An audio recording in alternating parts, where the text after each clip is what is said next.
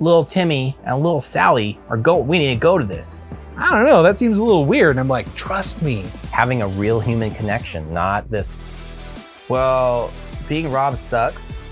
It also made me really nervous how brave he was. I don't think we could talk about COVID without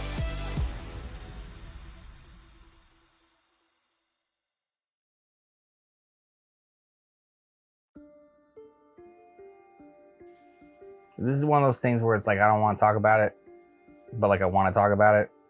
So I don't. What do you want? Somebody had called in. I can't remember who was working with us at the time, but somebody called in or something like that.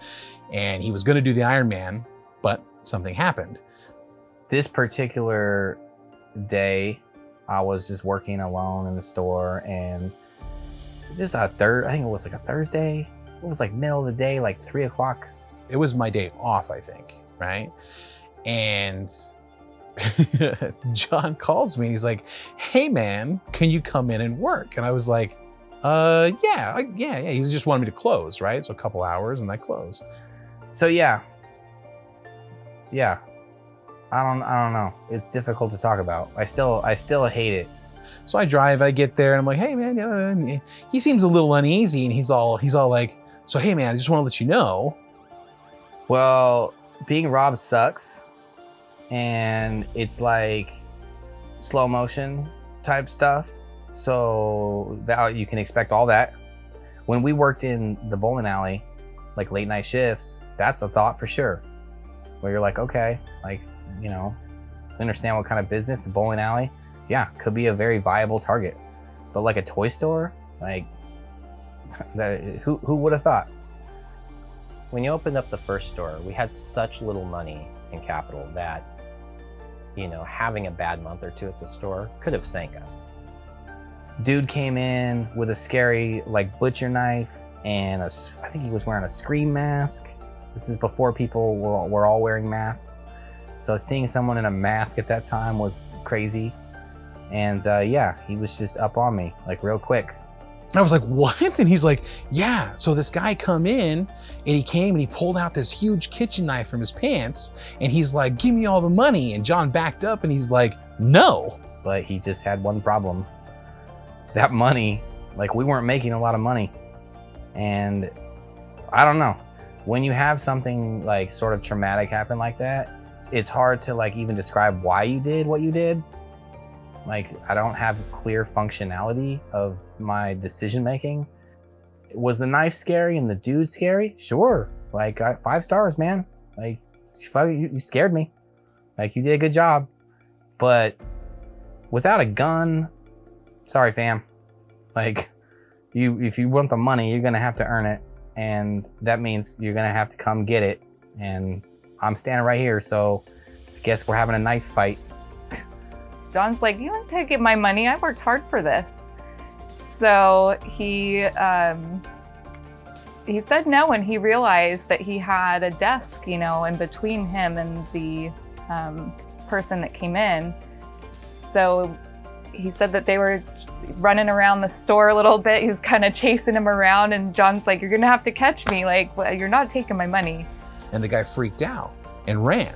So then John ran outside, got a picture of the guy getting into the car he was getting into. The cops came, he gave them any information, did everything. And I'm trying to tell the cop. He's like, what happened? And I'm like, okay, I'll tell you. And then I'm like, dude, I'm gonna throw up. Oh, it must be normal in his line of work. Yeah, go ahead, dude. Like, make it quick. So John's telling me this whole story, and then he's like, all right, I gotta go, peace out. And I'm like, wait, what? Like, they haven't caught the guy? You're gonna leave me here alone? I was like, oh man. Worst case, I give the guy the money and not get stabbed or see what happens. So, but they ended up catching him. So it was pretty cool.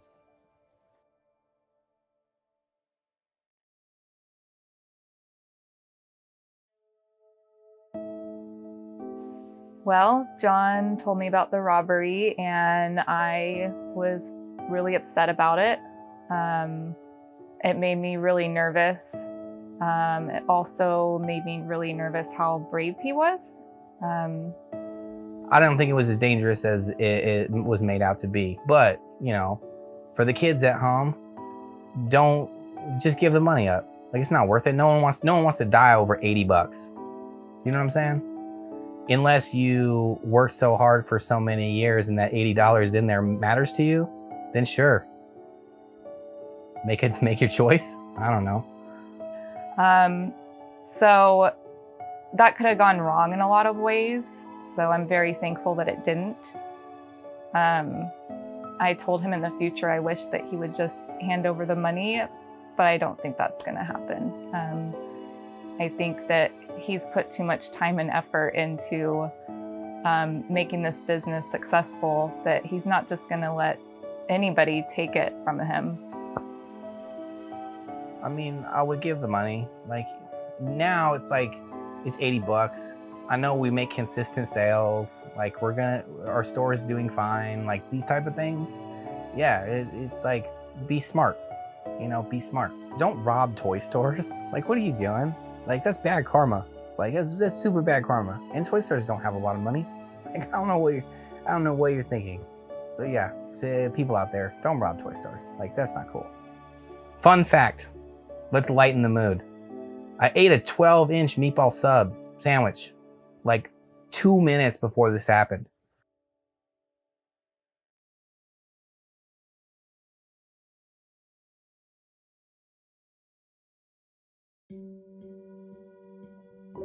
COVID changed a lot for Radar. When COVID struck, we had to close down our store for several months. And so for the store, it was hard to lose that revenue.